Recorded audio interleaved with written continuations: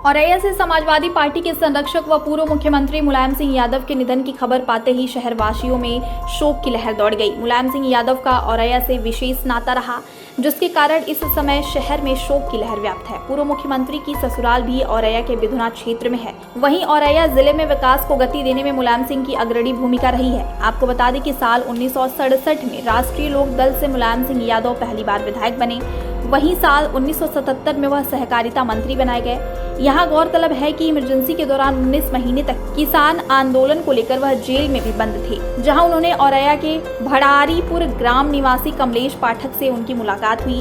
इस मुलाकात ने मुलायम सिंह के राजनीतिक करियर को एक नई शुरुआत दी। इसके बाद मुलायम सिंह यादव और कमलेश पाठक ने साइकिल से यात्रा शुरू की और गांव-गांव जाकर संपर्क अभियान भी शुरू कर दिया। साल 1980 में मुलायम सिंह द्वारा कमलेश पाठक को युवा लोकदल का प्रदेश मंत्री बनाया गया, जिसके बाद साल 1985 में कमलेश पाठक पहली बार 25 साल की उम्र में विधायक बन गए। जब मुलायम सिंह यादव पहली बार मुख्यमंत्री बने तो कमलेश पाठक का एक अलग ही रुतबा था और उन्हें मिनी मुख्यमंत्री के रूप में पहचाना जाने लगा।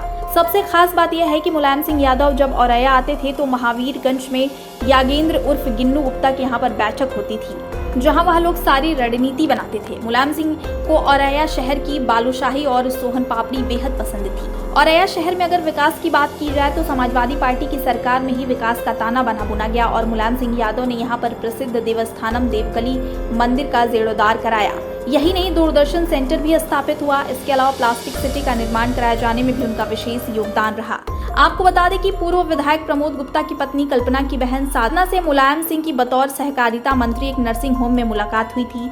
मुलायम सिंह की मां मूर्ति देवी की जब तबियत खराब हुई थी, उसी नर्सिंग होम में साधना गुप्ता पढ़ाई कर रही थी। वहीं से दोनों लोग एक दूसरे के करीब आ गए। गौरतलब है कि साधना का पहले विवाह फर्रुखाबाद निवासी चंद्र प्रकाश के साथ हुआ था। उसके उपरांत मुलायम सिंह यादव ने उन्हें अपनी दूसरी पत्नी के रूप में स्वीकार किया, जिसके बाद से प्रमोद गुप्ता और सपा संरक्षक मुलायम सिंह साड़ू के रिश्ते की वजह से करीबी थे।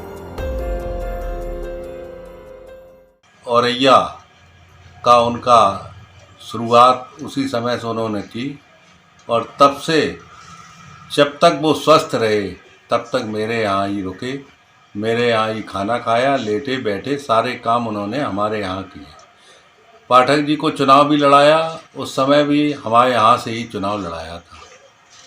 और नेताजी से हमारे बाबूजी से उनके पारिवारिक संबंध रहे और जैसे हम 3 भाई हैं, चौथे भाई वो अपने को बड़ा लड़का मानते थे।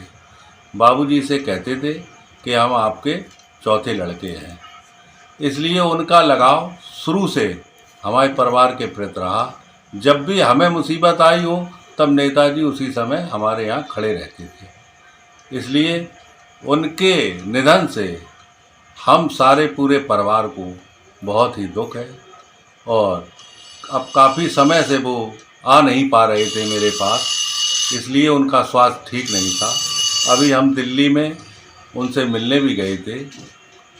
जिस समय लोकसभा चल रही थी उस समय नेताजी से हम दिल्ली में भी मिले थे, हम और भाई साहब। तब भी उनका स्नेह और प्रेम हमारे प्रति इतना रहा, जबकि वहाँ नरेश अग्रवाल जी और हरियाणा के 2-3 नेता बैठे थे, सबको रोक कर उन्होंने हमसे ही बात की।